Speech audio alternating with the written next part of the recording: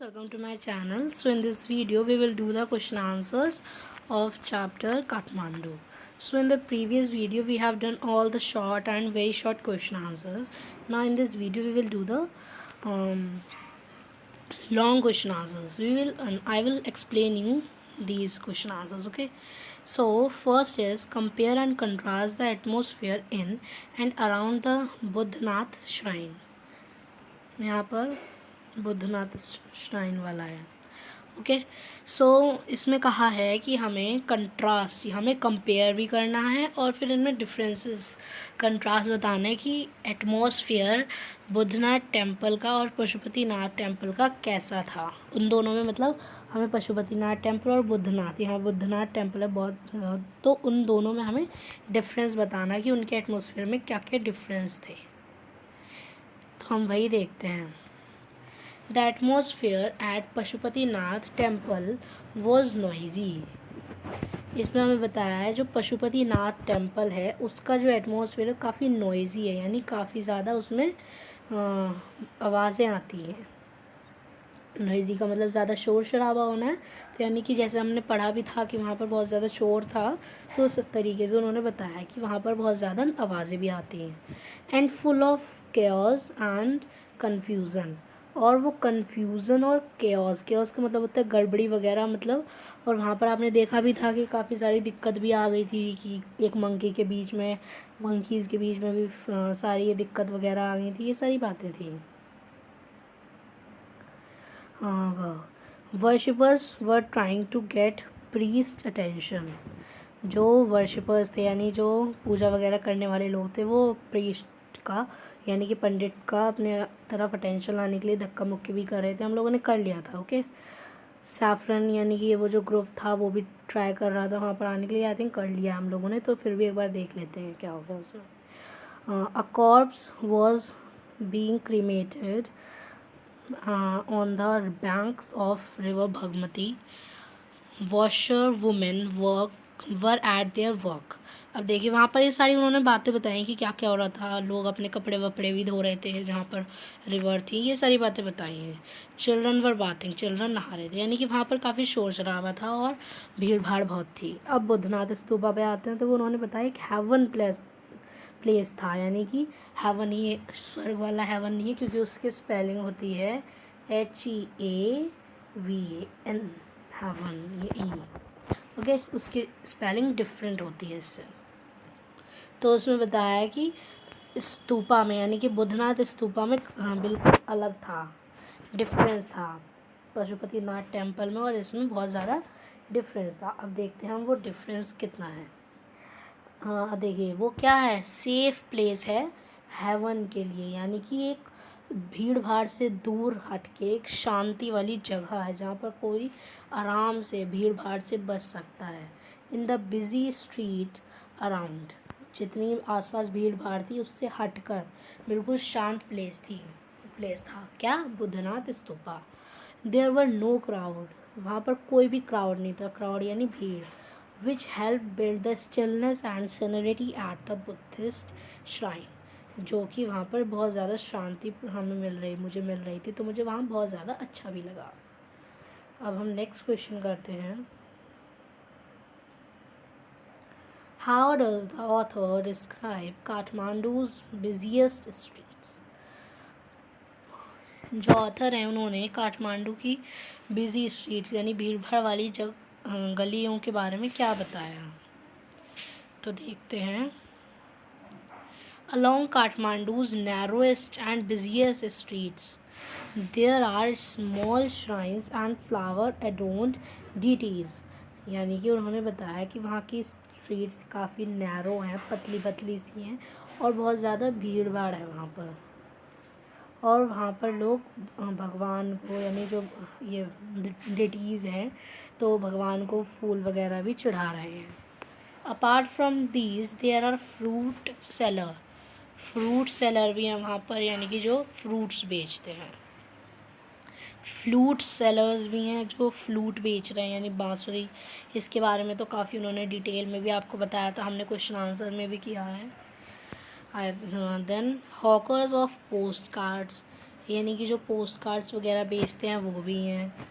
Shops selling western cosmetics, western cosmetics बेचने वाले भी, यानी कि वेस्टर्न क्रीम्स वगैरह बेचने वाले लोग भी हैं, दुकान है वहाँ पर। फिल्म रोल्स भी हैं। फिल्म रोल्स का क्या मतलब है? फिल्म रोल्स का मतलब है जो पहले जो फिल्म्स वगैरह होती थी वो एक टाइप से रील्स में होती थी। हाँ, मतलब इंस्टा वाली रील नहीं, एक टाइप से कैमरा रील्स में होती थी। तो वो उन्होंने बताया कि वो भी बिक रही थी वहाँ पर। चॉकलेट भी बेच रहे थे। Those selling copper utensils and Nepalese antiques, वहाँ पर नेपलीज टाइप की काफ़ी, मतलब नेपाल के जो काफ़ी स्पेशल चीज़ होती होंगी वो भी बेच रहे होंगे वो लोग। तो यानी कि अलग अलग चीज़ें वहाँ पर बेच रहे थे वो लोग। The author hears film songs that were blaring out from the radios, वो वहाँ पर रेडियोज़ की आवाज़ सुन रहे थे। कार हॉर्न्स भी आ रहे थे वहाँ पर, बाइसिकल की यानी साइकिल्स की, बेल्स की भी आवाज़ सुनाई दे रही थी। वेंडर्स जो हैं यानी कि जो लोग गली गली में जाकर सामान बेचते हैं उनकी भी आवाज़ें वहाँ पर आ रही थी। He says that stray cows roam about on the road, stray cows यानी कि जो ऐसी घूमती हैं गाँव, मतलब काउज भी वहाँ पर घूम रही थी। He also draws a vivid picture of a flute seller with many bansuris, उन्होंने एक अलग सी पिक्चर भी बनाई है फ्लूट सेलर की। किसने? विक्रम सेठ ने, यानी कि जो वहाँ पर गए हैं ऑथर ने। उन्होंने क्योंकि बांसुरी के बारे में काफ़ी अच्छे से हमें बताया कि उन्हें बहुत अच्छी लगती हैं, तो इसलिए उन्होंने इसमें बताया है कि प्रोट्रूडिंग फ्रॉम हिज पोज, उसने बताया है कि जो पोल था उसका जिससे वो पकड़ा हुआ ऐसे खड़ा था उसमें इधर उधर ऐसे बांसुरियाँ सी निकली हुई थी। तो ये वाली बात उन्होंने यहाँ पर बताई है। उसके म्यूज़िक के बारे में बताया और ये सारी बातें उन्होंने बताई हैं। बस उन्होंने ये बताया कि वहाँ पर क्या क्या हुआ था। Then to hear my flute is to be drawn into the commonality, um, commonality of all mankind. Why does the author say this? मतलब उन्होंने फ्लूट वगैरह के बारे में क्यों कहा ऐसा? The author consider flute music to be the most universal and most particular of all music. उन्होंने बताया है अपने हिसाब से उनके लिए फ्लूट का म्यूज़िक दुनिया में सबसे अच्छा है और एक सबसे स्पेशल चीज़ है वो उनके लिए। This is a musical instrument that is common to all culture. उन्होंने बताया ये एक ऐसी चीज़ है जो ज़्यादातर हर किसी के कल्चर में होती ही होती है। लाइक उन्होंने बताया भी है कि अलग अलग कल्चर में होती है, बस इसका नाम ही चेंज हो जाता है, लेकिन ये रहती तो एक टाइप से फ्लूट ही है ना। तो उन्होंने एग्जांपल भी दिए हैं, जैसे कि रीड ने का एग्जांपल दिया उन्होंने, जापानीज़ रीड का भी, जापानीज़ शाकुहाची यस, जापानीज़ शाकुहाची का भी उन्होंने एग्जांपल दिए। जापानीज़ फ्लूट को कहते होंगे। डीप बांसुरी भी उन्होंने बताई है, हिंदुस्तान की जो है क्लासिकल म्यूज़िक वाली बांसुरी। खैर एक नहीं है, काफ़ी सारी बांसुरीज़ है, ई बेस सी शार्प, इस टाइप की अलग अलग नेम की होती हैं बांसुरीज़। द क्लियर और breathy flutes of South America, South America भी की भी फ्लूट बताई है उन्होंने। हाई पिच चाइनीज़ फ्लूट्स बताई हैं। मतलब हर कल्चर में उन्होंने ये बताया कि फ्लूट तो होती ही होती है ज़्यादातर।